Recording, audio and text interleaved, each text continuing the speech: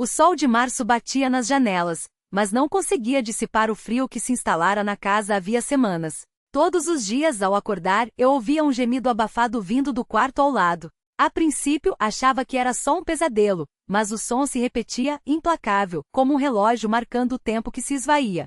Tânia, um pouco d'água. A voz fraca de vovó Polina me fez pular da cama tão rápido que esbarrei na pilha de livros deixados na cabeceira na noite anterior. Eles caíram com um baque surdo no chão, mas não havia tempo para arrumá-los. Há 2 meses, o diagnóstico havia sido cruel: câncer no pâncreas. Agora, aos 85 anos, ela mal conseguia se levantar. Já vou, vovó, só um instante, respondi, ajeitando a camiseta amassada enquanto corria até o jarro com água. Polina Andreevna, outrora uma mulher de constituição robusta, agora parecia feita de ar, tão frágil que dava medo tocá-la. Suas mãos, antes firmes e hábeis, capazes de aplicar injeções com precisão cirúrgica durante meio século como enfermeira, agora lembravam garras de pássaro, com veias azuladas transparecendo sob a pele amarelada. Vai se atrasar para a aula, murmurou ela quando a ajudei a se erguer um pouco sobre os travesseiros. Hoje não vou, afirmei, seguindo o copo até seus lábios ressecados. A professora Helena Viktorovna já havia prometido me passar as tarefas depois. Ela bebeu alguns goles pequenos e recostou-se, os olhos cinzentos e fundos, como se enxergassem além de mim, além das paredes, talvez revivendo memórias ou pressentindo algo que eu não podia compreender. De novo incomodando a vizinha? Perguntei, tentando aliviar o clima. Um sorriso pálido apareceu em seu rosto. Foi ela quem se ofereceu, respondeu, com um fio de voz que parecia vir de muito longe.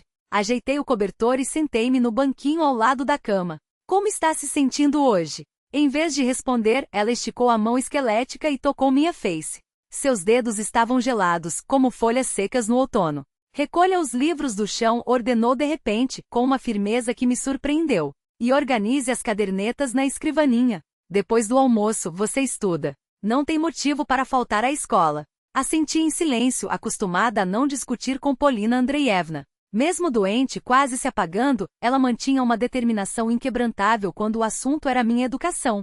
De repente, seus olhos ganharam um brilho inesperado. Ajude-me a sentar mais ereta, pediu com um fôlego renovado. Preciso mostrar uma coisa para você. Com cuidado, ajustei mais um travesseiro atrás de suas costas, até que ela ficou semi-deitada. Debaixo da cama, no canto, tem uma mala velha, indicou, a voz ganhando força, como se a lembrança daquilo que ia revelar lhe desse energia. Ajoelhei-me e no fundo, entre a poeira, avistei um baú de fibra desgastada, com cantos de metal opacos pelo tempo. Puxei-o com esforço. Era mais pesado do que parecia. Abra, instruiu. Dentro, empilhados com cuidado, estavam livros de capa verde escura, desgastados pelo uso, mas conservados com esmero. Fundamentos da terapia, cirurgia de campo, farmacologia e receituário. As datas de publicação variavam entre as décadas de 1950 e 1960. Debaixo deles, um álbum encadernado em veludo. Isso é para você, declarou, fitando-me com uma clareza que contrastava com sua fraqueza física. Esses livros me acompanharam a vida toda. Por eles aprendi, por eles trabalhei. 40 anos na nossa pequena enfermaria. Um acesso de tosse a interrompeu, e me levantei para buscar água, mas ela me deteve com um gesto. Espere. Não é só isso. Os livros são seus agora. E a casa também. Já deixei tudo arrumado no cartório no outono passado. Os papéis estão na caixa de joias, na cristaleira. Vovó, o que está dizendo? Perguntei, apertando sua mão com medo. Precisa se cuidar, não. Não interrompa os mais velhos, cortou ela, severa como sempre. E eu me calei. Tudo tem sua hora. A minha está acabando, mas a sua está só começando. Fez uma pausa, recuperando o fôlego e então falou baixo, mas com uma precisão que fazia cada palavra pesar. Pegue o álbum. Na 3ª página. Folheei as páginas de cartolina envelhecida com cuidado. Na foto amarelada, uma jovem de trança enrolada na cabeça, vestindo um jaleco branco, olhava diretamente para a câmera. Sou eu, em 1949, explicou, com um orgulho que transparecia na voz. Acabará de chegar à enfermaria de Berezovka depois de me formar. E aqui apontou para uma mulher mais velha ao seu lado, está Maria Yegorovna, minha mentora. Ela me ensinou tudo. Sem um mestre não se vai longe. Guarde isso. Virei mais algumas páginas. Fotos em preto e branco, e outras desbotadas contavam a história da família. Vovó Polina ao lado de um homem jovem, meu bisavô, que eu nunca conheci, uma menininha, minha avó Valentina, Uma adolescente de sorriso travesso, minha mãe, de quem mal me lembrava. Esta é a Natália, confirmei, tocando a imagem. Polina observou a foto por longo tempo antes de assentir. Sua mãe fugiu para a cidade assim que fez 18 anos. Dizia que sufocaria aqui. Eu insistia, primeiro estude, tenha uma profissão. Mas ela não quis ouvir. Fez uma pausa ofegante. Esperei em silêncio, sabendo que qualquer palavra minha poderia quebrar aquele momento raro em que finalmente falávamos sobre minha mãe, um tema quase proibido naquela casa. Um mês depois, voltou grávida de você, continuou inesperadamente. Chorou muito, mas foi embora de novo. Disse que não estava pronta. Sua voz tremia levemente. Deixou você aqui, com só 2 meses de vida. Engoli em seco. Essa parte da história eu já ouvira antes, mas sempre em fragmentos, entre linhas. Minha filha Valentina também não deu conta, suspirou balançando a cabeça. O trabalho na fábrica, a casa, as obrigações. E o gênio dela nunca foi fácil. Acabou que fui eu quem te criou, e não me arrependi um só dia. Sua mão, surpreendentemente forte, apertou a minha. Você tem os olhos da sua mãe, Tânia, cinzentos como os dela. Mas o caráter é meu, teimoso, persistente. E isso é bom. Com uma personalidade assim você vai longe. Não soube o que responder. Limitava-me a passar as páginas do álbum, até chegar às últimas, onde estavam minhas próprias fotos, o primeiro dia de aula, a premiação da Olimpíada de Biologia, a visita ao hospital regional. Depois da escola, você vai para a cidade estudar medicina, declarou, não como um conselho, mas como uma ordem. Vai se formar e voltar para cá como médica. Aqui precisam de profissionais, e esta casa estará esperando por você. Está bem, vovó, concordei. Sabia que discutir era inútil, e no fundo não queria. A medicina era meu sonho desde criança. Tem mais uma coisa lá embaixo na mala, disse ela, tossindo com mais força dessa vez. Busquei água, mas ela acenou para que eu esperasse. Pegue o envelope. Encontrei um envelope grosso de papel resistente. Dentro, documentos amarelados, sua carteira profissional, o diploma e um certificado. E ainda tem algo que preciso te contar, mas não agora. Quando eu tiver mais forças. Porém, eu sabia que essas forças não veriam. Seus olhos me fixaram por um longo tempo, como se hesitasse. É sobre seu pai, revelou por fim. Sua mãe nunca falou quem era, mas eu sei. Só não tenho forças hoje. Amanhã, Tânia. Prometo que amanhã te conto tudo. Mas o amanhã não chegou. Naquela noite, Polina Andreevna adormeceu para sempre. No funeral, poucos compareceram, alguns vizinhos, ex-colegas da enfermaria, a professora Helena Viktorovna e minha avó Valentina, que veio do distrito onde morava nos últimos anos. Acabou, disse ela seca, ao voltarmos para a casa silenciosa. Sentada à mesa, rígida como um poste, olhava para mim com a mesma severidade de Polina, mas sem sua calorosa humanidade. Não era uma mulher má, apenas endurecida pela vida, como cimento que secou sem forma. Já sei como vou viver, respondi, enxugando os pratos depois do almoço fúnebre. Vou terminar o ensino médio e depois, deixei a frase no ar, mas ambas sabíamos o que viria a seguir. A mala, os livros, o álbum e a promessa estavam ali, esperando. E eu não tinha a menor intenção de quebrá-la. Vou prestar vestibular para o curso técnico de enfermagem, completei, secando as mãos no pano de prato. A avó Valentina soltou um grunhido cético, cruzando os braços sobre o avental desbotado. E com que dinheiro, hein? Você sabe quanto custa a mensalidade? E o aluguel? E a comida? Seus olhos me perfuravam como agulhas de tricô. Venderei a casa, respondi, as palavras saindo com esforço, como se arrastassem pedras. Mas sabia que a bisavó aprovaria. Ela mesma me ensinou que às vezes é preciso cortar as raízes para que novas possam nascer. A avó me encarou por um longo momento, como se tentasse ler nas minhas feições a mesma teimosia de Polina. A casa é... Repetiu com um tom que misturava incredulidade e algo mais, talvez respeito relutante. Ouvi dizer que sua mãe te deixou tudo por escrito, até aqueles livros médicos empoeirados. Assenti em silêncio, preparando-me para a tempestade que viria. Mas, para minha surpresa, ela apenas suspirou, levantando-se da mesa com um rangido de ossos cansados. Que seja então.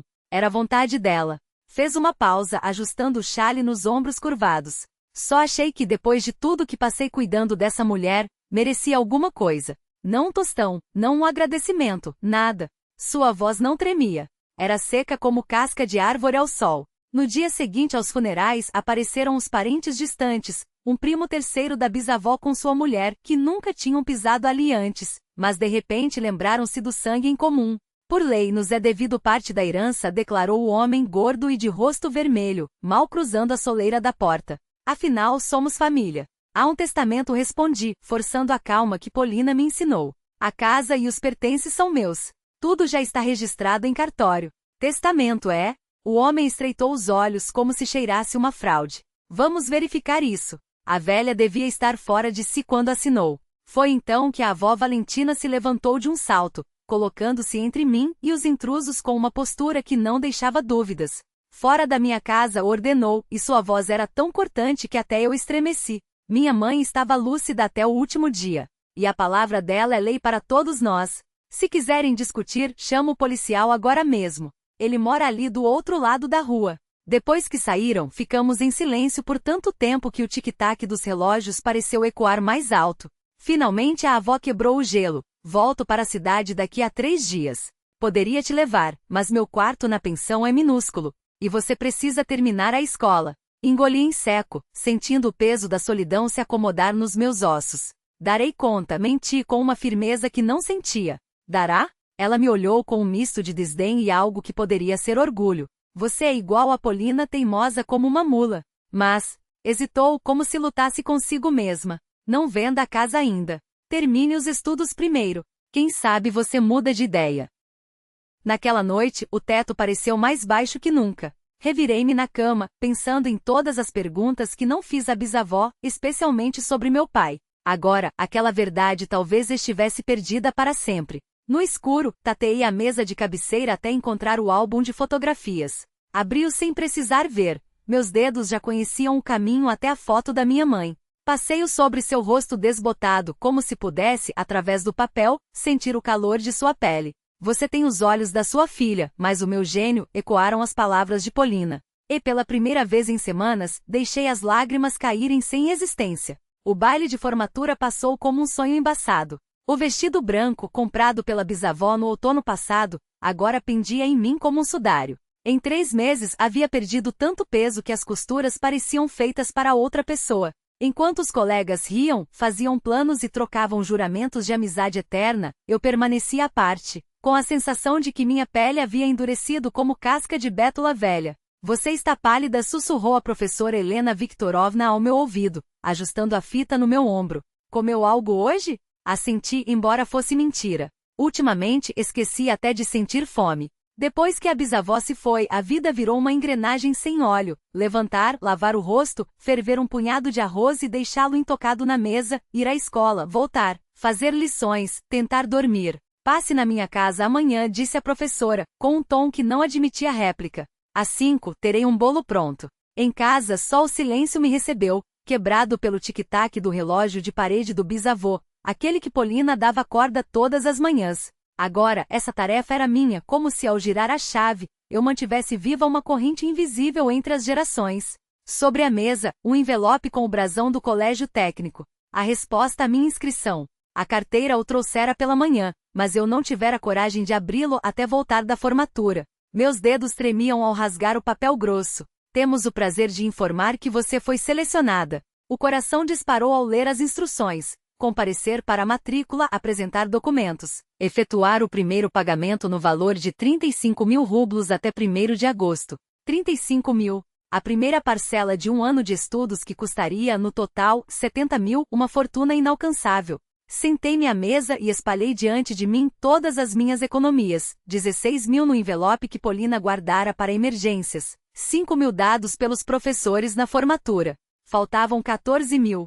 Fechei os olhos e imaginei o que ela diria. Tanieka, moleca, vai desistir agora? Arregaça as mangas. A solução estava ali, à minha volta. O buffet de bétula da Carélia com suas veias douradas pelo tempo, o espelho opaco da comoda, as 2 poltronas de braços esculpidos, os relógios de parede de madeira escura, peças que para colecionadores valiam mais que móveis. Menoscabos, diria a avó. Herança, pensava eu. Sobrevivência. Até o fim de julho, a Tatiana que conheciam em Berezovsk deixou de existir. Viagens ao centro do distrito, negociações no mercado de antiquários, regateios com atravessadores, discussões acaloradas em penhoras. Cada peça vendida era como arrancar um pedaço de mim, mas também me transformava. Não por 7 por 9 firmava, afastando o buffet das mãos ávidas de um comprador. Isso é Bétula da Carélia, tem mais de 80 anos.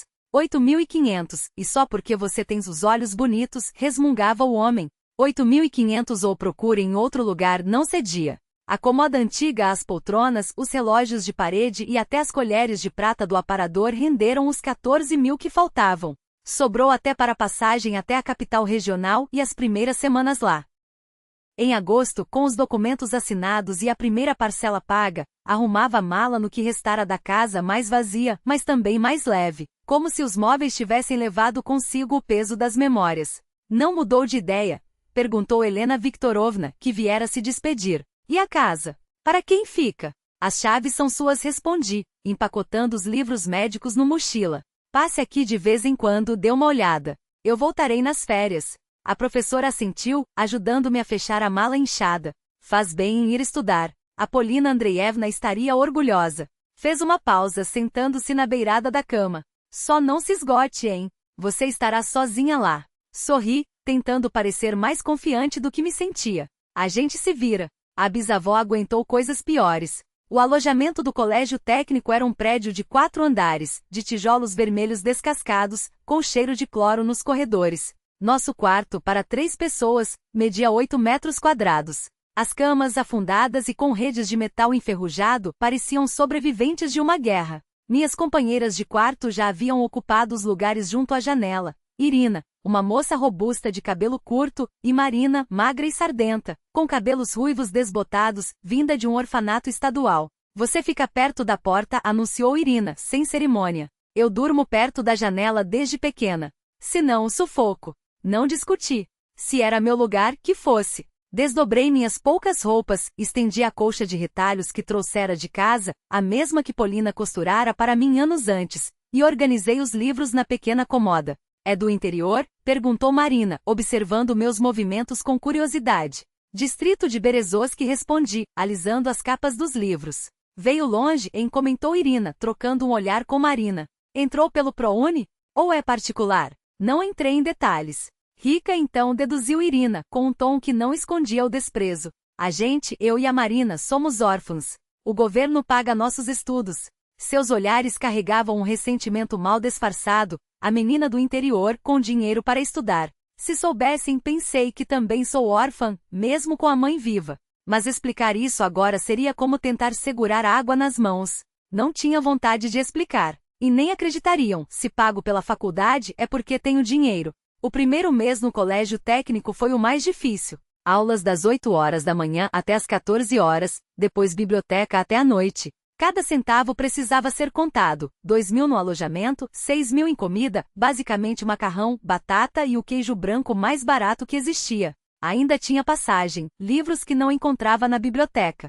A bolsa de estudos, 1.800 rublos, só começou a chegar em outubro, e mesmo assim por causa das notas excelentes. Com aquele dinheiro dava para comprar no máximo um livro de anatomia e alguns cadernos. O que me salvou foram os livros médicos da minha bisavó. Enquanto os colegas estudavam por manuais modernos, eu me afundava nas páginas amareladas, cheias de anotações minúsculas de Polina Andreevna nas margens. Na auscultação dos pulmões, observe não só os ruídos, mas a simetria da respiração. Ao medir o pulso, conte por pelo menos 15 segundos e multiplique por 4. Assim o resultado será mais preciso. Naquelas aulas práticas, aquele conhecimento antigo se revelou inestimável. Como você sabe as fronteiras de percussão do coração? Ainda nem vimos isso. Espantou-se a professora de terapia quando mostrei a técnica de exame sem errar. Minha avó me ensinou, respondi seca. Ela era enfermeira. No final de setembro ficou claro. O dinheiro não dava nem para metade do que precisava. Para a sessão de avaliação de final de ano, faltavam 35.000 rublos da mensalidade, e no bolso só restavam 5 notas de 100. Precisamos urgentemente de auxiliares de enfermagem, anunciou certa vez Alla Petrovna, professora de enfermagem. No setor de doenças infecciosas, são 12.000 por mês, mais adicional por insalubridade. Ninguém quer o risco de se contaminar. No mesmo dia eu estava diante da chefe do setor de uma hospital municipal. Não tenho experiência, mas darei conta, afirmei, olhando nos olhos cansados da mulher de jaleco azul. Minha bisavó trabalhou 40 anos como enfermeira. Sei o que é trabalho médico. O turno é pesado, 24 horas a cada 2 dias, avisou a chefe. E a faculdade?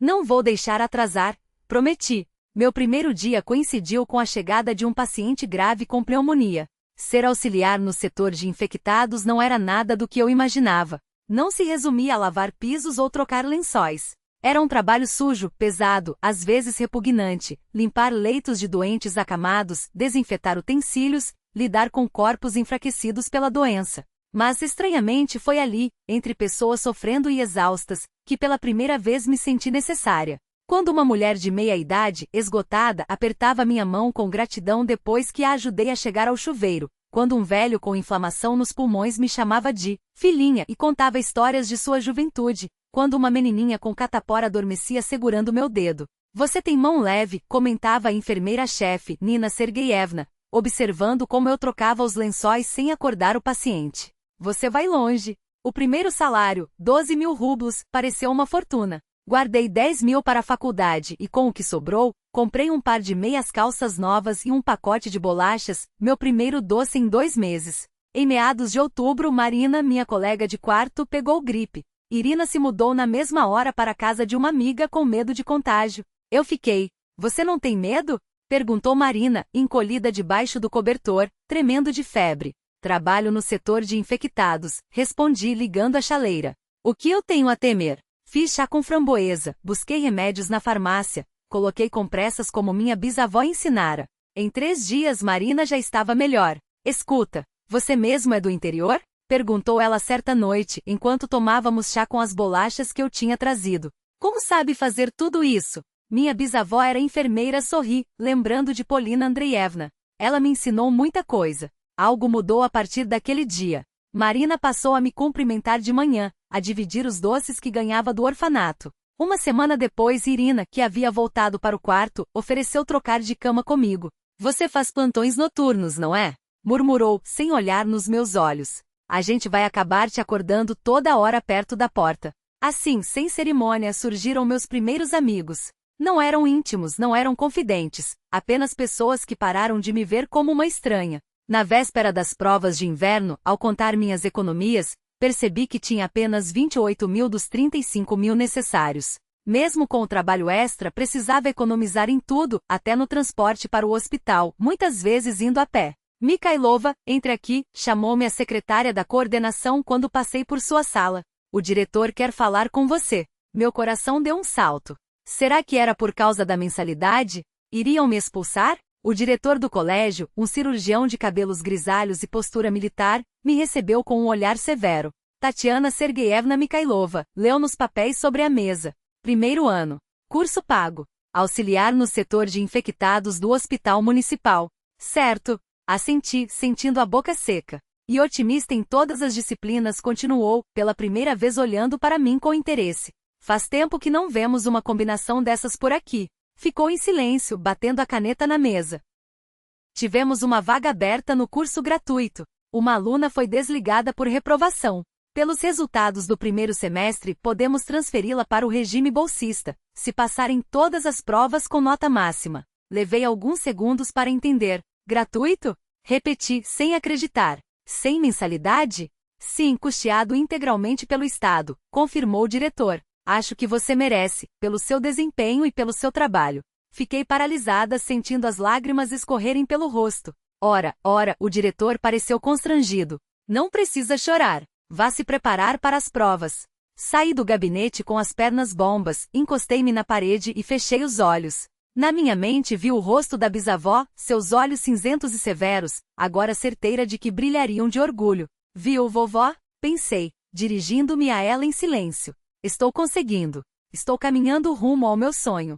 O outono na cidade grande não tinha nada a ver com o da minha aldeia. Em vez de bétulas douradas e cachos de sorveira, havia asfalto molhado, prédios cinzentos e gente sempre apressada. A chuva não cheirava a terra fresca nem a cogumelos, só trazia um frio úmido que penetrava até os ossos. Naquela manhã de outubro de 2021, eu voltava de um plantão noturno.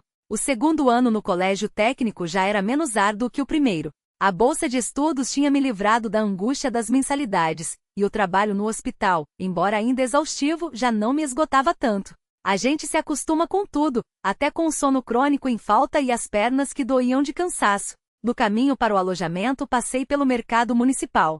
Era mais barato comprar verduras lá do que nos supermercados. Naquele dia precisava de batatas e cenouras para o almoço. Nós, meninas, nos revezávamos no preparo da comida e dividíamos os custos. Os boxes ainda abriam. Vendedores arrumavam suas mercadorias, bocejavam, tomavam café de garrafa térmica. Eu andava entre as bancas procurando os melhores preços, quando algo familiar chamou minha atenção pelo canto do olho. Uma mulher de casaco puído, com gola de pele desbotada, arrumava malhas baratas sobre o balcão. Seus movimentos eram lentos, desajeitados. Os cabelos, outrora louros e agora opacos e grisalhos, escapavam de um lenço mal amarrado. Parei no lugar, sem acreditar. Mas não havia dúvida. Era minha mãe, Natália. A mulher que eu não via há mais de 10 anos. O instinto gritava para me virar e sair correndo, desaparecer dali o mais rápido possível. Mas os pés pareciam ter raízes no chão. Ela levantou os olhos e nossos olhares se encontraram. Naquele primeiro segundo, seu rosto não revelou nenhum reconhecimento, apenas a avaliação automática de uma cliente em potencial. Depois as pupilas se dilataram, os lábios se entreabriram. Tanieka. Sua voz rouca queimada pelo cigarro soou tão inesperada que estremeci. É você? Fiquei em silêncio, incapaz de articular uma palavra. O que se diz para uma mãe que te abandonou aos 2 meses de vida? Oi, mãe. Faz tempo. Como vai a vida? Meu Deus, era ela mesmo. Ela contornou a banca e veio em minha direção, trazendo consigo um cheiro forte de ressaca e cigarros baratos. Olha só como cresceu. Tentou me abraçar, mas recuei sem querer. Um lampejo de ofensa cruzou seus olhos, mas logo se transformou em um sorriso forçado. Entendo. Tantos anos sem nos vermos. Perdoa esta velha filha. Falava alto demais, e alguns vendedores começaram a nos observar. Não esperava te encontrar aqui, consegui dizer finalmente. Minha voz soava seca distante, como se não fosse minha, como se pertencesse a outra Tatiana. E eu já estou aqui há uns 7 anos, respondeu, contando nos dedos. Desde que saí da nossa aldeia e me estabeleci. Trabalho neste mercado. Indicou a banca com um gesto. Precisa sobreviver, não é? Ouvi dizer que a tia Polina morreu. Assenti, sentindo uma onda de indignação subir dentro de mim. A tia Polina morreu. Como se fosse uma vizinha distante, e não a mulher que havia sido mãe e pai para mim. Pobre velha. Era boa, embora muito severa. Tirou um maço de cigarros do bolso. E você, o que faz por aqui? Estudo. No curso de medicina. Ainda não conseguia acreditar que estava conversando com minha própria mãe no meio de um mercado, como se fosse uma conhecida qualquer. Ah, é? Olha só. Tentou parecer impressionada, mas saiu falso. Igualzinha à sua bisavó. Se precisar de alguma coisa, passa aqui. Moro perto, na rua da fábrica, num alojamento de operários. O quarto é pequeno, mas dá para 2. Senti um frio no estômago. Para 2? Ela achava que eu iria morar com ela? Tenho alojamento no colégio, respondi, dando um passo para trás. Preciso ir. Tenho aula logo. Espere. Agarrou a manga do meu casaco. Não fique brava com sua mãe. Eu era jovem, boba. Tive medo de que a vida não desse certo com um filho, e depois as coisas foram acontecendo. O cheiro de álcool era forte. Não estava só de ressaca, ainda estava bêbada da noite anterior. Não estou brava, menti. De verdade, preciso ir. Escuta. Sua voz ficou melosa, suplicante. Você não teria uns trocados aí? Estou no vermelho. O dono do espaço no mercado está cobrando, e ontem eu bebi um pouco demais com as meninas. Claro. Dinheiro. O que mais eu esperava? Amor materno? Arrependimento? Interesse pela minha vida? Tenho um pouco, respondi, tirando 500 rublos da carteira, metade do que eu tinha. Ela pegou a nota e a escondeu rapidamente no bolso do casaco. Pouco resmungou. Não tem mais. Sou sua mãe, não uma estranha. Algo dentro de mim se partiu. 18 anos de silêncio. Nenhuma tentativa de saber se eu estava viva, como crescia, como vivia. E agora essa mulher bêbada de olhar apagado exigia dinheiro, se escondendo atrás de uma maternidade que nunca existiu. Não tenho mais. Dei outro passo para trás. Sou estudante, trabalho como auxiliar de enfermagem. Mal consigo me sustentar. Que caráter difícil, exclamou de repente com uma raiva inesperada. Igual ao seu pai. Ele também era pão duro, contava cada moeda. Quando fiquei grávida, sumiu para sua cidade. Não estou pronto para assumir, dizia. Um construtor de merda, esse seu pai. Pela primeira vez, ouvi algo concreto sobre o homem que nunca conheci. Você sabe onde ele está? Minha voz tremeu, e me odiei por essa fraqueza. Ah, esse tal de Maxim, da cidade. Era construtor, tinha uma firma, acho. Ou tem agora, não sei. Depois daquela noite, nunca mais o vi. Que firma? Qual o sobrenome? Ela encolheu os ombros, acendendo outro cigarro. Como é que eu vou saber? 20 anos se passaram. Mal me lembro do nome dele. Tentou pegar meu braço de novo, mas eu me afastei. Olha, não fique chateada. Vem morar comigo. 2 é mais fácil. Você recebe pensão por perda de provedor? Aluga o quarto da sua casa? Deve ter sobrado um pedaço bom daquele casarão. Fiquei fisicamente mal. Ela nem sabia que a casa agora era minha. Não sabia nada da minha vida, e não queria saber, a menos que envolvesse dinheiro. Preciso ir repetir, sentindo a náusea subir pela garganta. Adeus. Espera aí. Segurou meu ombro, e o cheiro de álcool bateu em mim com força. Que filha sem coração é essa? Sua mãe está na pior, e você nem liga. Algo dentro de mim estalou como uma corda tensionada demais. Mãe? Minha voz se elevou sem controle. Você não é minha mãe. Você é a mulher que me pariu e me abandonou. Ponto. Minha mãe foi minha bisavó. E você? Você é só uma estranha na rua. Seu rosto se contorceu, os olhos se estreitaram. Ah, sua ingrata. Levantou a mão, mas segurei seu pulso. Você me deu a luz. E daí? Que direito isso te dá? O direito de aparecer depois de 18 anos e pedir dinheiro? Não, você não tem direito nenhum.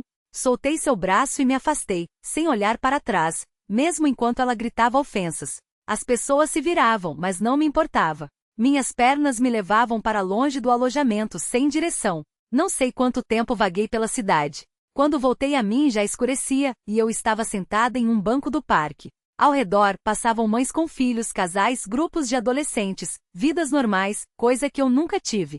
Maxim, da cidade. Construtor. Uma firma, ou teve uma. Não era suficiente para encontrá-lo. E mesmo que fosse, o que eu diria?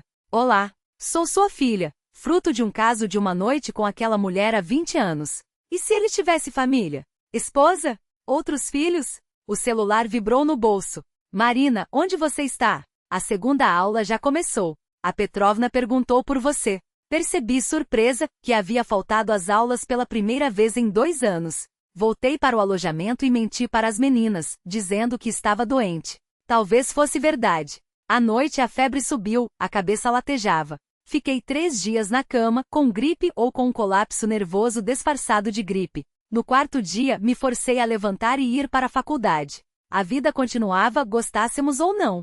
Uma semana depois, a Marinka jogou um folheto na minha cama. Serviço de apoio psicológico para estudantes. Consultas gratuitas. Vai lá, resmungou. Anda igual a um zumbi. Aproveita enquanto é de graça. Quis ignorar, mas algo dentro de mim sussurrava. Precisa desabafar com alguém que não vai julgar, não vai te dar pena com condescendência. Só vai ouvir e ajudar a entender esse turbilhão de coisas que subiram do fundo da alma depois daquele encontro. A psicóloga era uma mulher jovem, de cabelo curto e olhos atentos. Depois de ouvir minha história, ficou em silêncio por um longo tempo. Depois perguntou: e o que você sentiu quando viu sua mãe? Parei para pensar. O que eu havia sentido? Choque, nojo, pena, raiva, dor, tudo misturado, decepção, respondi finalmente. Entende? Lá no fundo, sempre achei que ela tivesse um motivo de peso para me abandonar. Algo sério, algo que justificasse. Mas não. Ela simplesmente não quis mudar sua vida por causa de uma criança.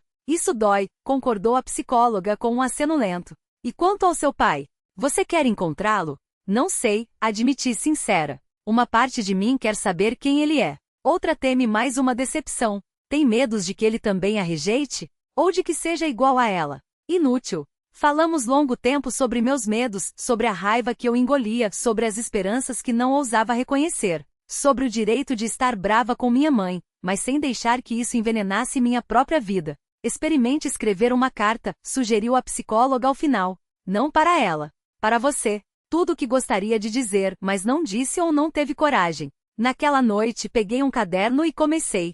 As palavras jorraram, amargas, furiosas, desesperadas. Acusei, chorei, gritei no papel. E então, já de madrugada, percebi que algo havia mudado. Como se um abscesso interno tivesse se rompido, e a dor começasse a ceder.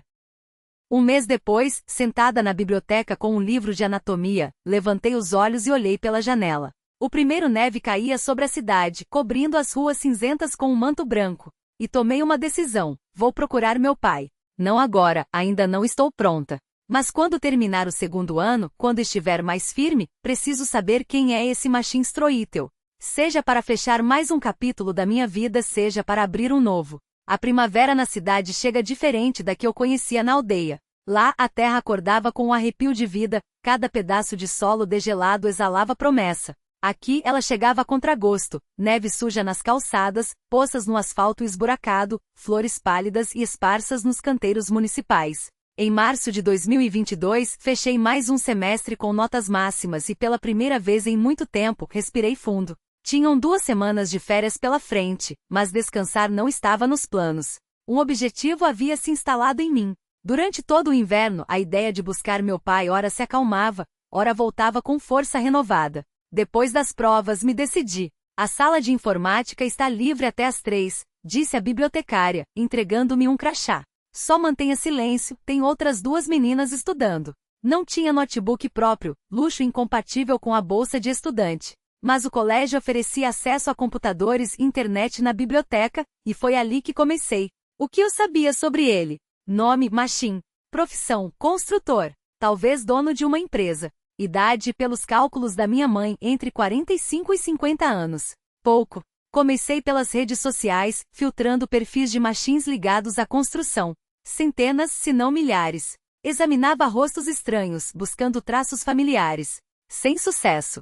A maioria dos perfis estava abandonada ou vazia de informações. Ao fim do primeiro dia, minha cabeça latejava e o resultado era 0. Por que essa cara feia? Perguntou Irina quando voltei para o alojamento. Reprovaram na prova? Não, só cansaço, desviei, sem contar que estava atrás de um pai que nunca vi. Irina era boa gente, mas sua boca era uma peneira. Até o fim da noite, o corredor inteiro saberia. No dia seguinte, mudei de estratégia. Em vez de redes sociais, passei a buscar empresas de construção na cidade e arredores. Não eram muitas. A crise dos últimos anos havia falido várias. Revisei sites metodicamente procurando menções a diretores, fotos de funcionários, histórias de fundação. Após 5 horas, deparei-me com o site da Stroidon.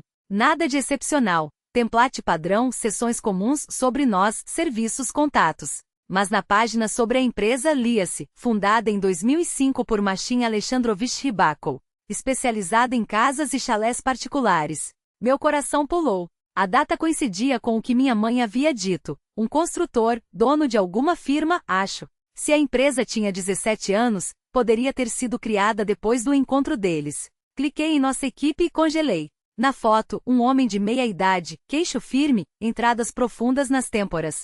Cabelos castanho escuros com fios brancos, nariz reto, lábios bem desenhados e olhos cinzentos. Como os meus. A legenda confirmava. Machin Alexandrovich Rybakov, diretor-geral. Aumentei a imagem, escrutinando cada traço. O nariz, talvez. A linha do queixo, quem sabe. Mas os olhos eram iguais. Claro, isso não provava nada. Quantas pessoas no mundo têm olhos cinzentos?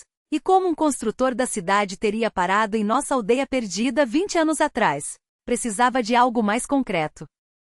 Na seção Projetos, encontrei fotos de casas construídas pela empresa ao longo dos anos. Uma me chamou a atenção, um chalé de 2 andares com sótão, na periferia da vila vizinha à minha aldeia, erguido no início dos anos 2000 para um empresário local. Lembrei-me das palavras da minha bisavó, ergueram um palacete pela metade da vila. E para quê? Será que Machin Rybakov trabalhou naquela obra? As datas batiam, mas como confirmar? Anotei os contatos da empresa e fechei o site. Um plano começou a se desenhar sozinho. Uma semana depois, eu estava diante da enfermeira-chefe da clínica particular Med Expert, a 3 quadras do escritório da Stroidon. Experiência em infectologia? Repetiu a mulher madura, de cabelo impecavelmente penteado, folheando meu currículo. E por que quer trabalhar conosco? É mais perto de casa, menti. E o horário é melhor para conciliar com os estudos. Na verdade, a Med Expert era a clínica mais cara da cidade. E as chances de um dono de construtora abastado ser paciente lá eram altas. Salário, 15 mil por mês. Escala 2x2, das 8 horas às 20 horas. Uniforme fornecido, alimentação por sua conta. Período de experiência, 1 mês. Aceitei, embora soubesse que conciliar faculdade, estágio no hospital municipal e agora Med Expert não seria fácil. Mas valeria a pena. A chance de descobrir a verdade sobre minhas origens justificava qualquer esforço. As 2 primeiras semanas na clínica particular foram frustrantes. Nenhum machine ribaco entre os pacientes. Verificava listas, fazia plantões na recepção, perguntava aos colegas. Nada. Ele não gosta de médicos, comentou certa vez a recepcionista quando perguntei, por descuido, porque o dono de uma construtora conhecida não se consultava ali. Prefere que os médicos vão até ele. Só aparece em emergências. Então teria que esperar por uma emergência. Mas quanto tempo isso levaria? Meses? Anos? O destino resolveu a questão por mim. Em abril, quando já quase desistira e pensava em mudar de tática, uma ambulância trouxe um homem com apendicite aguda. Enquanto preparava soro, a enfermeira Lena preenchia a ficha. Sobrenome e nome? Perguntou Lena, sem tirar os olhos da tela do computador. Rybakov Maxim Alexandrovich, resmungou o homem, segurando o lado direito com expressão de dor. Fiquei paralisada com a seringa na mão. Era ele. O homem da fotografia, só que agora com o rosto marcado pela dor, a testa úmida de suor. A enfermeira continuou digitando. Data de nascimento? 20 de novembro de 1975. 46 anos.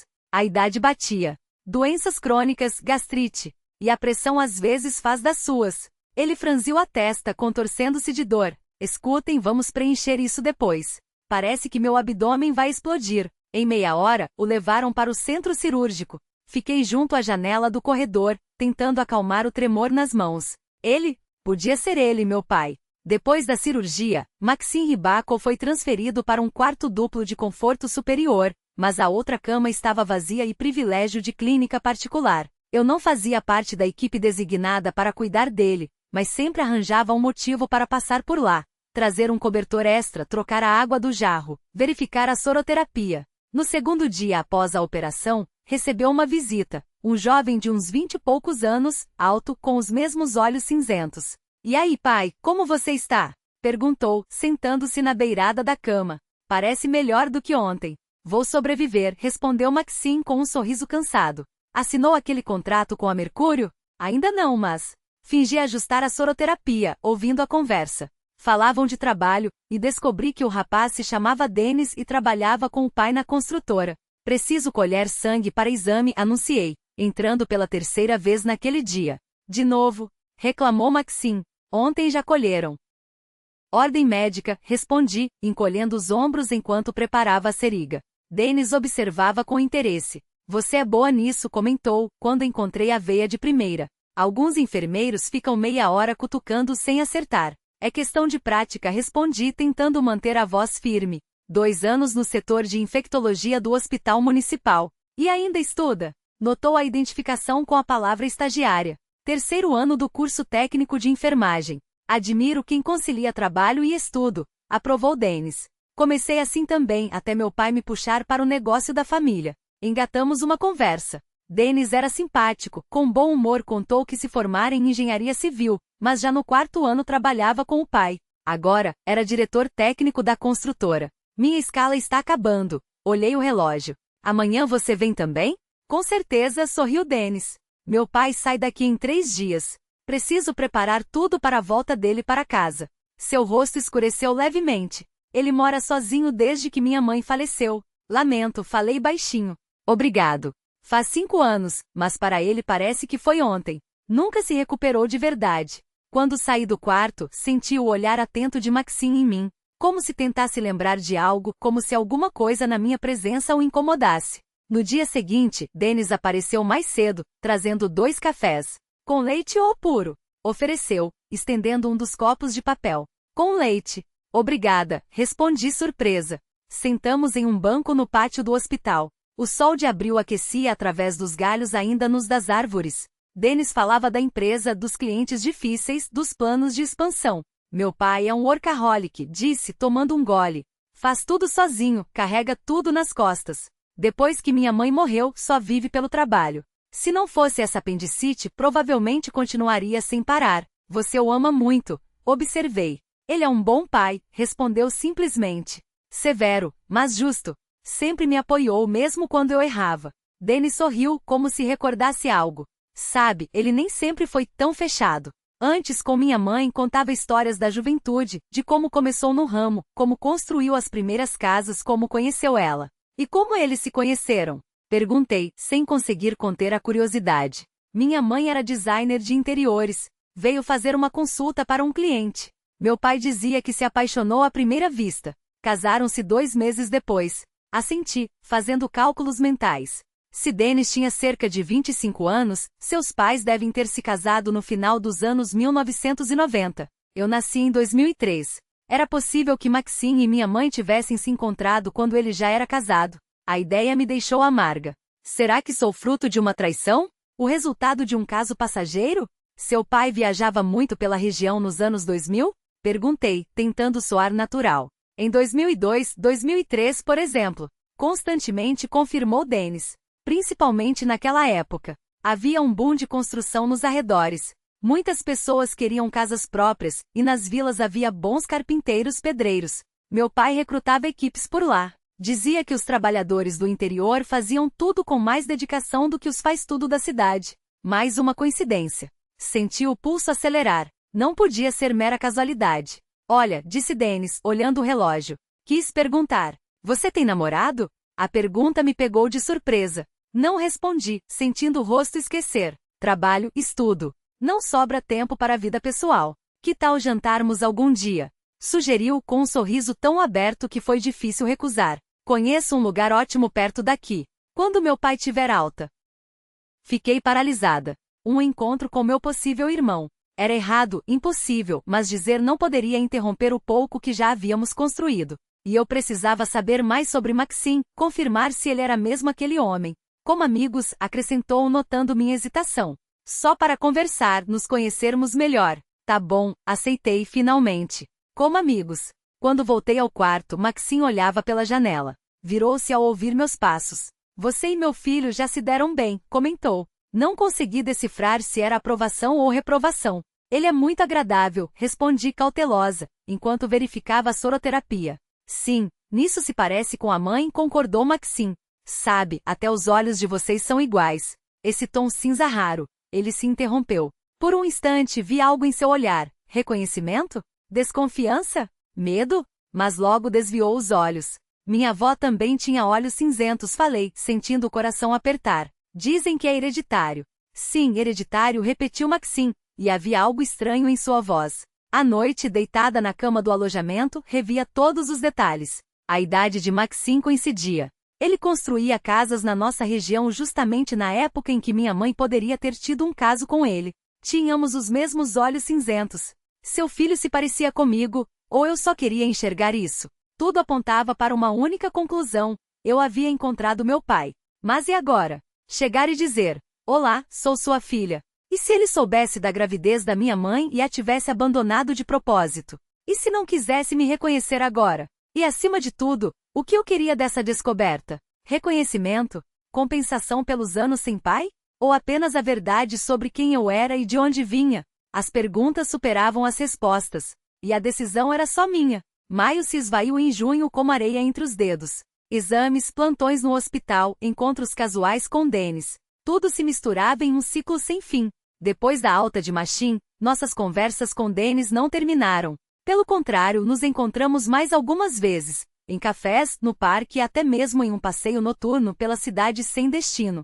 Eu falava sobre a faculdade, os plantões exaustivos no hospital, cuidadosamente evitando qualquer menção à família. Denis, por sua vez, compartilhava histórias sobre a construtora, clientes difíceis, prazos apertados, situações cômicas que só acontecem em obras. Nossos encontros eram leves, descompromissados, sem nenhum flerte ou insinuação de algo além de amizade. E isso me tranquilizava. Não podia me permitir envolver-me com alguém que talvez fosse meu irmão. Mas a cada dia, essa possibilidade se tornava mais sufocante. Observava os gestos de Denis enquanto ele falava, da maneira como movia as mãos com ênfase, igual a minha quando eu me empolgava com algum assunto. O jeito como franzia o nariz ao pensar, um tique que eu mesma tinha desde criança. Até o riso era semelhante, baixo, com um leve rouco na garganta, como se a voz estivesse sempre prestes a falhar. Depois de cada encontro eu voltava para o alojamento estudantil, abria o velho álbum de fotos que guardava desde a infância e me examinava no espelho, procurando traços de Maxine Ribaco em meu próprio rosto. As evidências se acumulavam, mas eu adiei a decisão final como quem evita pular de um penhasco, mesmo sabendo que o chão está logo ali. Até que no início de julho, enquanto tomávamos café em uma varanda aberta, Denis interrompeu o silêncio com uma pergunta inesperada. Tânia, aconteceu algo? Você parece preocupada com alguma coisa o tempo todo. Olhei para seus olhos cinzentos, iguais aos meus, e soube que era a hora. Denis, preciso te contar uma coisa. Minha voz tremia levemente. Pode soar estranho. Ou até absurdo. Ele afastou a xícara de café e me encarou com atenção. Estou ouvindo. Respirei fundo e comecei a desfiá-la. A história que eu mesma mal conseguia acreditar. A infância sem mãe, a bisavó que me criou. O reencontro casual com minha mãe bêbada anos depois, quando ela soltou, pela primeira vez, o nome do meu pai, um construtor chamado Machim. Falei sobre as buscas, os arquivos que revirei, a coincidência de ter conseguido um estágio justamente na clínica onde seu pai estava internado. Denis ouvia em silêncio, o rosto passando do ceticismo inicial à surpresa, até chegar a uma expressão pensativa, quase dolorida. Quando terminei, ele ficou calado por longo tempo, girando a xícara entre os dedos como se tentasse decifrar algo em seu fundo. Você tem noção de como isso soa? Finalmente perguntou. Tenho. Assenti. Mas são muitas coincidências. A idade, a profissão, o fato de ele ter trabalhado naquela região exatamente na época em que eu nasci. Apertei os dedos contra a mesa. E os olhos, Denis? Nós três temos os mesmos olhos. Ele passou a mão pelo rosto, como se quisesse apagar a tensão. E o que você quer com isso? A verdade. A resposta saiu simples, sem rodeios. Não estou atrás de um lugar na sua família ou de dinheiro. Só preciso saber quem eu sou. Denis suspirou, olhando para o horizonte. Vou falar com meu pai. Fez uma pausa. Mas não prometo que ele vai querer te ver. Ele não é um homem fácil. Entendo. Obrigada. Nos despedimos em um silêncio pesado, carregado de algo que não conseguíamos nomear. Esperei seu telefonema por 2 dias, revirando-me na cama, incapaz de me concentrar em qualquer coisa. No terceiro dia, o celular finalmente vibrou. A voz de Denis veio direta, sem preâmbulos. Meu pai quer te conhecer. Amanhã, às 7 da noite, no café sazonal na Orla. Eu também estarei lá. Meu coração deu um salto, como se tivesse esquecido de bater por um segundo. O que ele disse? Que se lembra da sua mãe. E que quer entender tudo isso. O café sazonal era um lugar pequeno, com janelas panorâmicas que davam para o rio. Cheguei 15 minutos mais cedo, escolhi uma mesa no canto e pedi um chá que não consegui tocar. A garganta estava seca, as mãos geladas. Eles apareceram pontualmente às 7, Denis e Machim, ambos de camisa clara, como se tivessem combinado o visual sem querer. Levantei-me, sentindo as pernas tremerem. Boa noite. Minha voz saiu mais baixa do que eu pretendia. Machim me encarou sem sorrir, com um olhar intenso que me fez recuar internamente.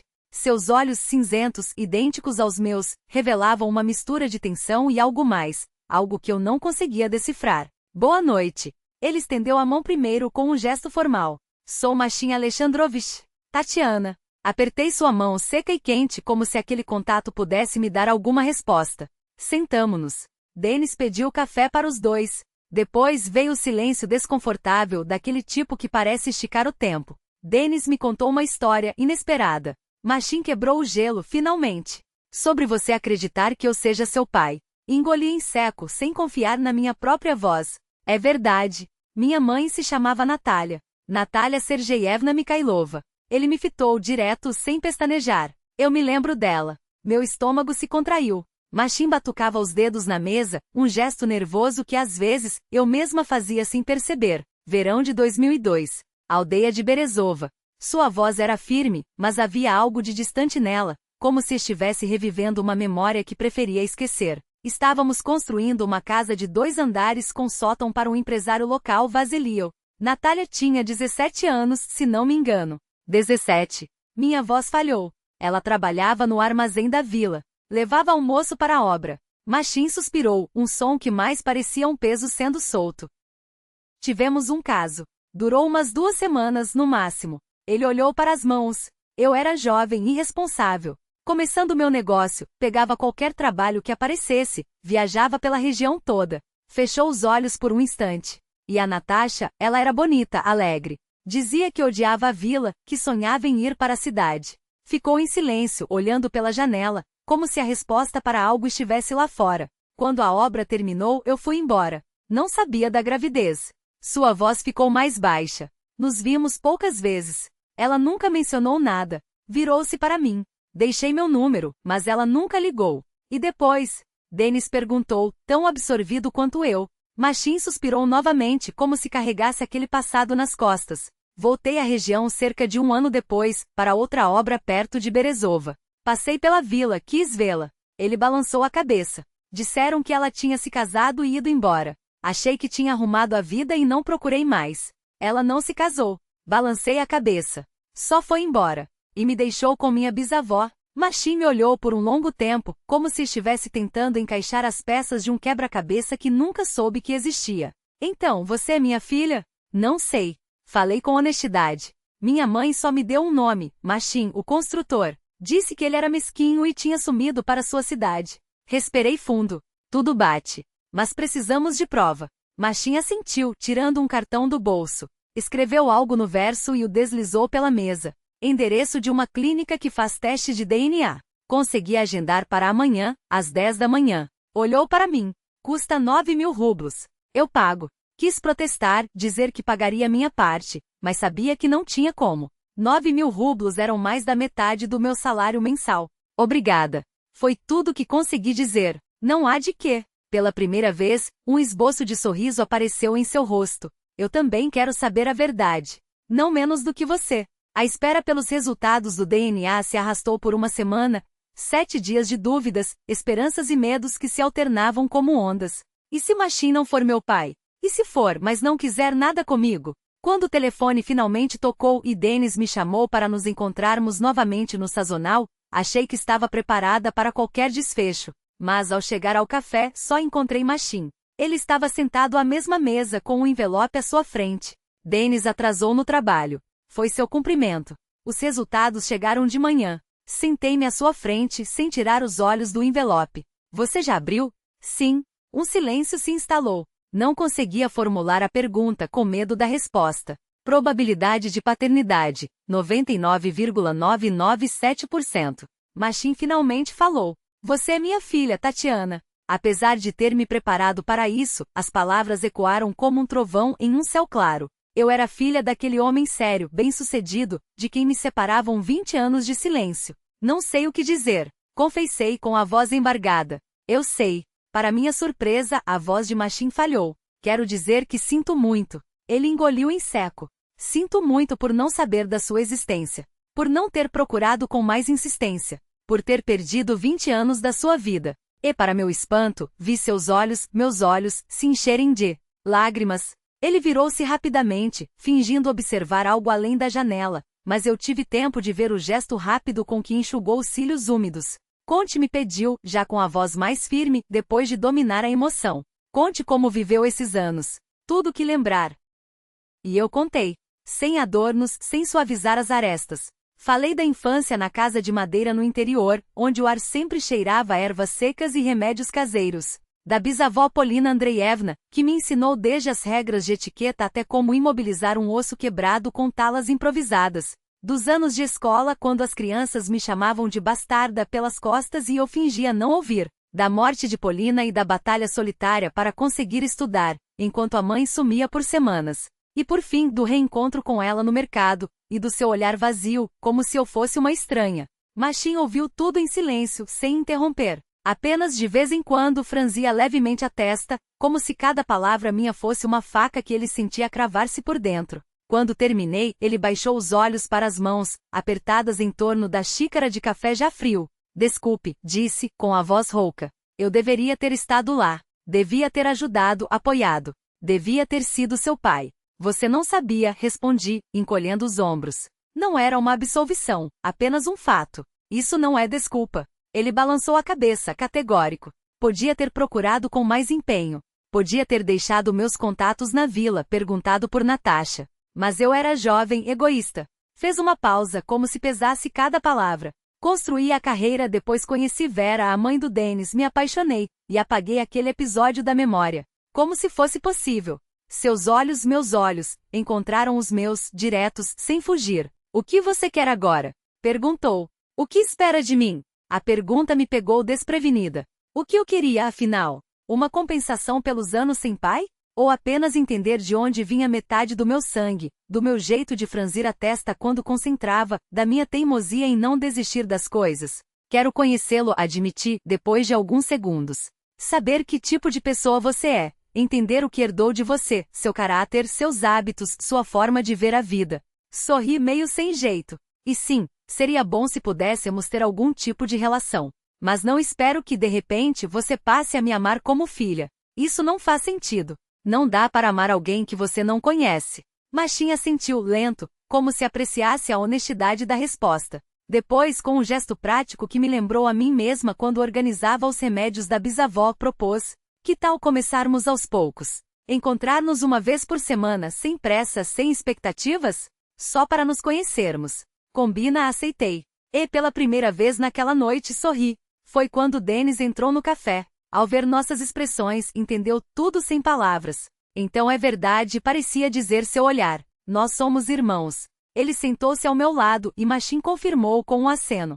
Técnica sim, mas na prática vocês são irmão e irmã. Denis, para minha surpresa, passou o braço por meus ombros num gesto espontâneo. Sempre sonhei com uma irmãzinha, disse indo. Só não imaginava que ela seria mais velha que eu. Rimos os três e a tensão que pairava no ar começou a se dissipar, como neblina ao sol. Tenho uma proposta, anunciou Machin quando terminávamos o café. Ele se inclinou levemente para a frente, apoiando os cotovelos na mesa. Tatiana, você mencionou que trabalha na clínica. Que tal uma vaga na construtora? Na Stroidon?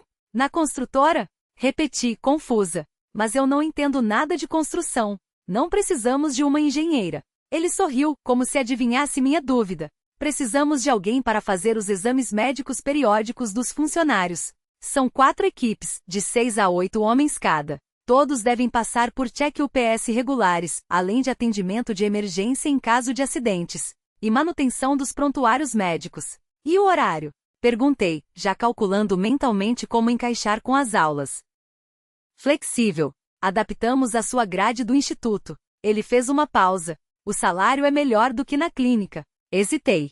A oferta era tentadora, mas algo me incomodava. Não vai parecer. Caridade? Arrisquei. Como se você estivesse arrumando um lugar para a filha pobre. Machin riu baixo, um som quente que quebrou o último gelo entre nós. Vai parecer que estamos cuidando da segurança dos nossos funcionários. Seu tom era firme. Acredite, precisamos mesmo de um profissional assim. E o fato de você ser minha filha? Encolheu os ombros. Isso é um bônus. Para mim. Então aceito, concordei, estendendo a mão. Obrigada. Quando nos despedimos na porta do café, Machin deteve-se por um instante, como se escolhesse as palavras. Sabia que seus olhos são iguais aos da minha mãe? Disse de repente. Cinza com aquele anel escuro na íris. Notei ainda no hospital, mas não entendia por que me pareciam tão familiares. Tenho os olhos do meu pai, mas o caráter da minha bisavó, e respondi, repetindo a frase que Polina Andreevna sempre dizia de mim. Um sorriso nostálgico tocou seus lábios. Ela devia ser uma mulher sábia, sua bisavó. Assentiu com um brilho nos olhos que não era só reflexo das luzes da rua. Lamento não ter podido agradecê-la por ter criado você. Mas prometo, daqui para frente você não está sozinha. Tem uma família. Pela primeira vez em anos, senti que o peso que carregava nos ombros havia ficado um pouco mais leve. O caminho à frente não seria fácil. Aprender a confiar, construir uma relação do zero, desmontar 2 décadas de silêncio. Mas o primeiro passo já estava dado. Eu finalmente tinha um pai. O outono sempre me pareceu uma estação de despedidas. Mas o outono de 2022 tornou-se, para mim, um início. O final de agosto ficou marcado pelos intermináveis corredores da comissão de seleção do Instituto de Medicina, onde havia entregado os documentos para transferência. Apesar das notas impecáveis no curso técnico, as chances de conseguir uma vaga gratuita pareciam remotas. A concorrência era feroz, e os candidatos com benefícios legais eram muitos. Não se preocupe tanto, disse Machin em nosso já tradicional jantar familiar. Se precisar, eu pago suas mensalidades. Não, respondi balançando a cabeça. Quero conseguir sozinha. Ele não insistiu. Apenas esboçou um meio sorriso, daquele jeito que eu mesma fazia quando respeitava a decisão de alguém, mas mantinha minha opinião. No dia seguinte, Denis apareceu no meu alojamento estudantil com um surpresa e um piscar de olho malandro. Estacionou o carro em frente a um prédio desconhecido em um bairro tranquilo. Vem, tenho uma coisa para te mostrar, disse, conduzindo-me até o 5º andar. Ao abrir a porta, revelou um apartamento pequeno, porém ensolarado, com móveis básicos e uma cozinha compacta. O que acha? Perguntou, enquanto eu explorava os cômodos. A cozinha é minúscula, mas as janelas dão para o sul, e fica a 15 minutos a pé do instituto. É lindo, admiri sincera. Você vai se mudar? Não eu. Seu sorriso ficou mais largo. Meu pai alugou para você. Por 1 ano. Disse que alojamento não é lugar para quem quer estudar a sério. Fiquei paralisada. Sabia que aluguéis naquela região custavam cerca de 25 mil rublos por mês. 300 mil por ano. Uma fortuna para mim. Denis, eu não posso aceitar. Pode sim, cortou ele. Considere um presente de aniversário atrasado. Pelos 20 anos que perdemos. Fez uma careta cômica. E não se preocupe, meu pai não vai à falência. Ele até queria comprar um apartamento. Tive que convencê-lo a alugar primeiro. Balancei a cabeça, mas uma onda de calor invadiu meu peito. Pela primeira vez desde a morte de Polina, alguém, além dela, se importava comigo daquele jeito. Em setembro, chegou a resposta do instituto. Eu havia passado no processo seletivo para uma vaga gratuita. Machin insistiu em comemorar com um jantar em família. Denis ergueu seu copo de vinho. A futura médica. A teimosia e a determinação completou Machin. E pela primeira vez, chamou-me de filha com uma naturalidade que fez meu coração saltar. Soava como se ele tivesse dito aquilo a vida toda. Até outubro, o trabalho na Stroidon já fazia parte da minha rotina. Aos fins de semana, eu realizava os exames nos operários, atualizava fichas médicas e atendia pequenos acidentes. 20 mil rublos por mês, mais a bolsa de estudos. Pela primeira vez, senti o gosto da independência financeira. Você é dura, hein? Comentou certa vez o brigadista Plotnico, um homem de mãos calejadas e cabelos grisalhos. Tudo nos conformes. Nada de favorecimentos. Não existe pequeno quando se trata de segurança, respondi séria. Aqui não tem espaço para relaxo. Como no exército. Como na medicina. Igualzinha ao patrão, aprovou ele com um aceno de respeito. Ele também não abre mão das regras. Por isso a firma vai bem, sem bagunça. Em novembro dei um passo que adiei por anos. Voltei ao mercado onde havia reencontrado minha mãe. Ela não estava mais no mesmo lugar, mas a vizinha de barraca, uma mulher corpulenta, de rosto cansado, informou que Natália agora trabalhava em um pavilhão de frios e embutidos. Encontrei-a atrás do balcão, arrumando queijos. Estava mais arrumada do que da última vez, roupas limpas, cabelo penteado. Eu, mais importante, sóbria. Tânia, seu rosto expressou surpresa e algo que poderia ser vergonha. Não pensei que você... Eu não achei que você ainda apareceria. Encontrei meu pai, disse sem rodeios. Máximo Rybakov. Ele não sabia da minha existência todos esses anos. Natália empalideceu, depois enrubesceu. Gaguejou. Eu... Não sei o que dizer. Não precisa dizer nada. Só saiba que estou bem.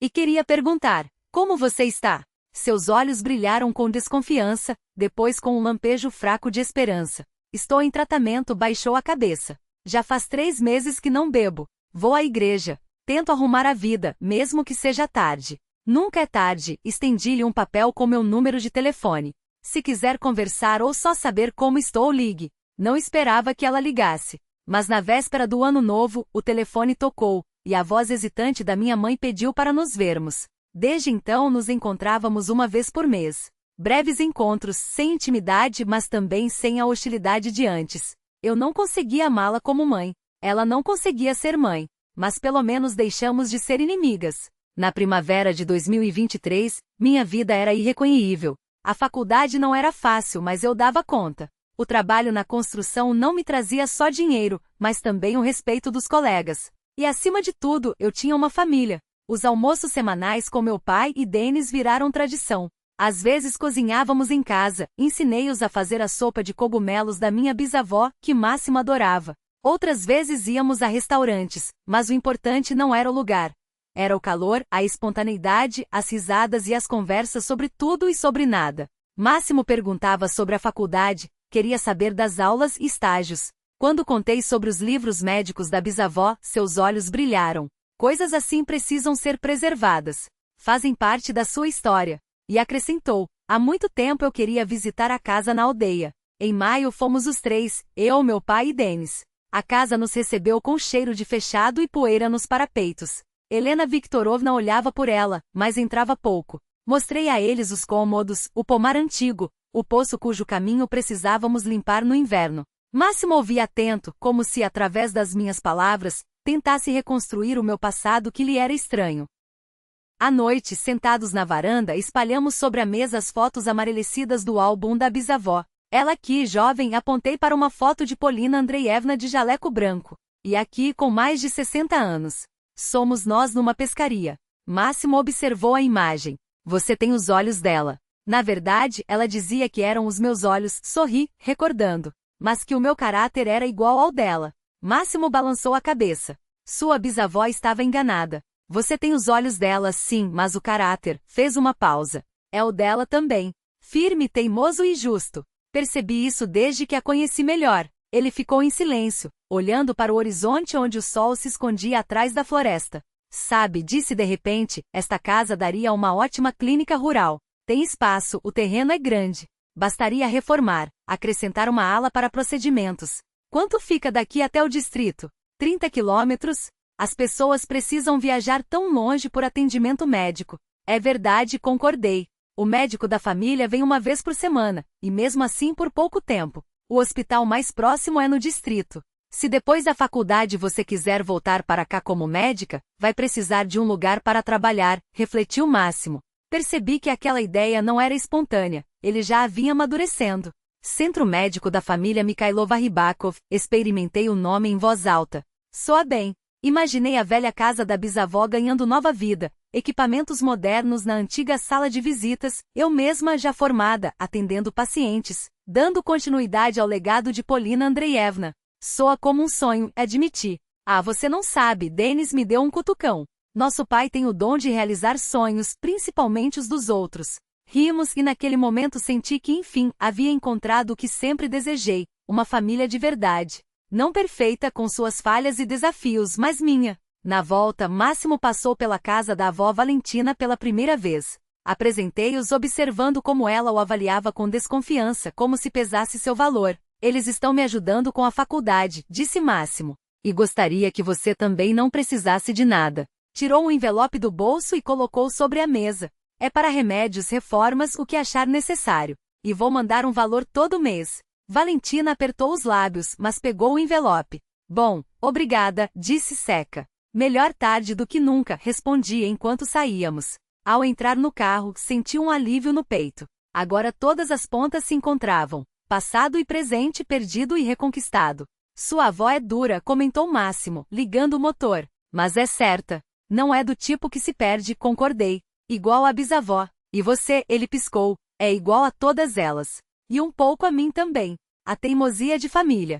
Saímos pela estrada que levava à cidade. À frente, uma nova vida, estudos, trabalho, planos. O caminho não seria fácil, mas agora eu sabia que tinha pessoas ao meu lado dispostas a me apoiar. Um pai, um irmão, até uma mãe tentando se reerguer. Em algum lugar, acreditava que a bisavó Polina nos observava do céu.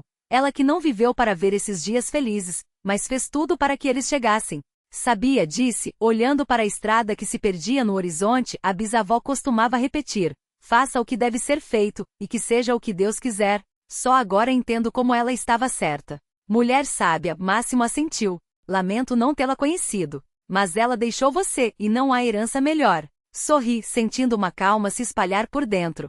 Pela primeira vez em anos, sabia exatamente quem era e de onde vinha. Filha da enfermeira Polina e do construtor Máximo, neta de Valentina, irmã de Denis, continuadora da obra da bisavó. Sabia o que era ter uma família. Com a cabeça erguida como Valentina sempre aparecia na fotografia sobre a comoda. Olhava para ela com frequência enquanto me preparava para as provas, como se pedisse conselho em silêncio. O sonho da bisavó estava se realizando. Eu cursava medicina, trilhando o caminho para me tornar médica. Mas agora, além desse objetivo, surgira um novo projeto, a clínica familiar na aldeia natal, da qual meu pai tanto falava. Um lugar onde eu poderia dar continuidade ao legado de Polina Andreevna, porém em outro nível. Pai e Denis haviam viajado recentemente até lá para inspecionar o terreno, fazer medições e discutir com os arquitetos a reforma da antiga casa. A construtora do Máximo assumirá o projeto, e até minha formatura, o primeiro andar da clínica estaria pronto. Primeiro, você trabalhará ao lado de um médico experiente para ganhar prática, ele dizia. Depois, quando obtivesse todas as certificações, eu assumiria a direção do centro. Enquanto isso, eles já encontraram um bom terapeuta disposto a atuar na zona rural por alguns anos. Nossas tradições familiares tomavam forma, almoços de domingo, passeios ao ar livre e celebrações juntas. Aprendíamos a nos conhecer, a ser família. Nem sempre era fácil, havia discussões, mal-entendidos, mágoas. mas nos esforçávamos, e isso era o que importava. Nos dias mais difíceis, eu abria o velho álbum de fotografias e recordava as palavras da bisavó. Você tem os olhos da sua mãe, mas o meu caráter. Agora compreendia que em mim conviviam traços de todas as gerações. A resiliência de Valentina, a determinação do meu pai, a sensibilidade de Polina, mesmo que muitas vezes escondida sob uma couraça protetora. O futuro já não me assustava. Fossem desafios nos estudos, obstáculos no trabalho, altibaixos nos relacionamentos, eu sabia que daria conta. Encontrara meu caminho e ganhará o apoio daqueles que se tornaram minha verdadeira família. Fechei o caderno e olhei o relógio. Em meia hora começaria o jantar em família. Denis prometera me buscar. Hoje celebrávamos o aniversário do nosso primeiro encontro com o pai. Um pequeno festejo que 3 anos atrás, eu nem ousaria imaginar. A vida não era perfeita, nunca é. Mas agora era plena, autêntica, com raízes que me sustentavam e asas que me permitiam voar. Sabia de onde vinha e para onde ia. Valentina acertara em quase tudo, exceto num detalhe. Ela dizia, você tem os olhos da sua mãe, mas o meu caráter. Meu pai corrigira, você tem os olhos da sua mãe, mas o caráter da sua avó. Hoje eu entendia que todos eles viviam em mim, uma cadeia de gerações que apesar de tudo, nunca se rompera. A lição mais valiosa que aprendi nesses anos foi esta. Mesmo que se comece a vida sem família, isso não significa que se esteja condenado à solidão. Família não são apenas laços de sangue. São as conexões que criamos, as pessoas que escolhemos, os vínculos que construímos. E nada é impossível quando se tem um propósito e fé em si mesmo. O sol se inclinava para o poente, tingindo os prédios da universidade com um dourado quente. Reuni os cadernos e me dirigi à saída, onde o carro do meu irmão já aguardava. À frente, uma noite com quem amava, amanhã, mais um dia de estudos, depois, uma vida inteira de possibilidades. 3 anos atrás, eu era uma órfã com pais vivos. Hoje era filha, irmã, neta, futura médica. Encontrara meu caminho e minha família. E aconteça o que acontecer, eu sabia. Agora, tudo ficaria bem. O mundo, que antes me parecia frio e intransponível, revelara-se cheio de calor e oportunidades. Bastara encontrar minha própria estrada, e eu a encontrara.